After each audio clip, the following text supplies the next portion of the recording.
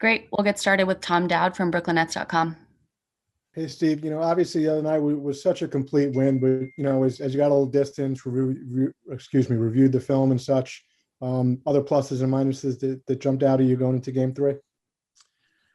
Yeah, it was a solid performance all around. Our defense was pretty good for the most part. Offensively, we made shots, but I think our defense led to offense, and we worked together and got into our actions more prevalently. So, really basic and fundamental in our approach. Move the ball, made quick decisions offensively, and stuck to the game plan defensively. Christian Winfield with the New York Daily News. Hey, Coach, we were talking about just some of the developments with some fans in stadiums who kind of crossed that line. Just wondering what you've made of just the recent things that have happened with Russell Westbrook and Trae Young. I think MSG just banned the fan who spat towards Trae Young in the stands, and just how you prepare your guys for a potentially hostile environment heading into Boston as well. Well, there's a line for sure where, you don't want the fans to cross that line.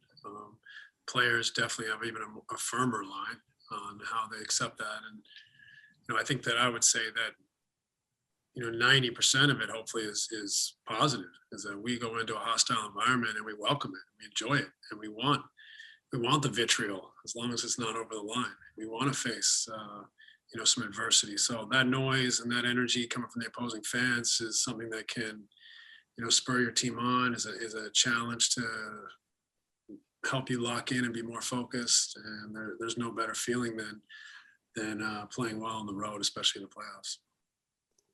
Brian Lewis with the New York Post. Hey, Steve, I just had two quick questions. One, is that a conversation that you've had with Kyrie, what he expects going back there?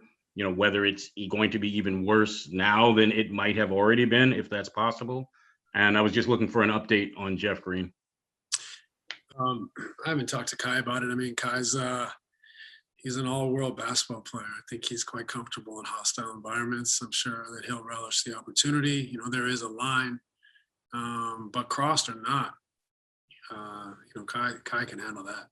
No question. So, we hope it's all in within the sportsmanship guidelines, so to speak. But Kai can handle it and has done so his whole career.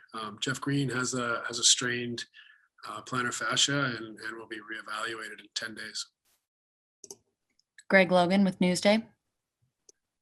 Steve, you had a long career. You played in a lot of places.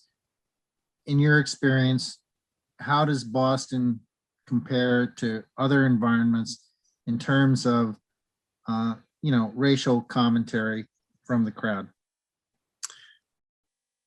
Well, it's not an easy one for me to discuss, being Caucasian. I haven't experienced that side of it, so it's not something that I necessarily can comment on, and I would leave that to guys who have faced issues in opposing arenas. But we hope that as loud and as demanding as the atmosphere is, we hope that it's obviously above board. Alex Schiffer with The Athletic. Hey, Steve, I got two for you. Just with Jeff out for, the next two games at least, is there someone you have in mind to maybe take his minutes, whether that's Alizé, DeAndre, or by committee potentially? No, I think there's still a lot of minutes on the table for Nick Claxton. So, he'll probably play more. And we'll go from there immediately. So I wouldn't say we're going to change the rotation off the bat here, but it's possible. And we still, I think, have more minutes for Nick. And then just with, the Kyrie Boston stuff, you said you haven't talked to him about it. Is there a line of maybe if you talk to him about it, maybe making it a bigger deal than it is or than it has to be with some of this? Yeah, it never really crossed my mind to talk to Kai about it because, I know how strong he is as an individual, and I know that he's probably faced it before and, has been able to handle it. That doesn't make it right. That doesn't mean that it's warranted. But I don't know that he needs to talk about it. I mean, what is there to say? You know, I think he can handle it. One, it's not warranted or acceptable.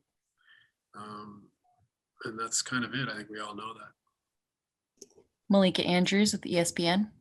Steve, I'm just wondering, you know, Jeff has been such a key piece for you all. If you could just quantify, I mean, what not having him for those 10 days means. Is he still going to travel with the team because you guys are trying to have that cohesiveness? And then to have another injury at this point, you know, when you guys were just kind of hitting your stride. Yeah, he'll travel with us and do his rehab. You know, he's been so valuable to us this year with all the injuries we've had. He's been able to play multiple positions, different roles, and fill in all the gaps for us.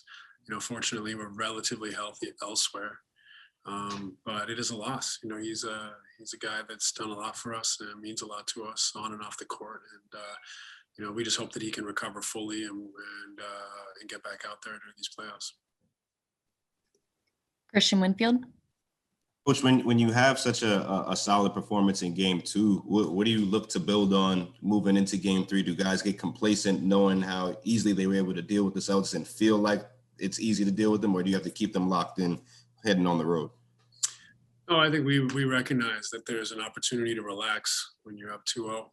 We know that game 3 is a big game, that their crowd will be, you know, up for it, and that it's a really important game for them to stay in the series. So we can't take our foot off the gas. We got to not only try to win this game for the, you know, for the series, but we also need to get better. So we need a good performance to grow and continue to improve. This is our team's 3rd game together, really, with all our rotation guys playing, and now minus Jeff. So we recognize there's a lot at stake for this series, but also if we want to continue to improve and put ourselves in a position to be the best we can be, you know, these games mean a lot. We can't take our foot off the gas forevermore.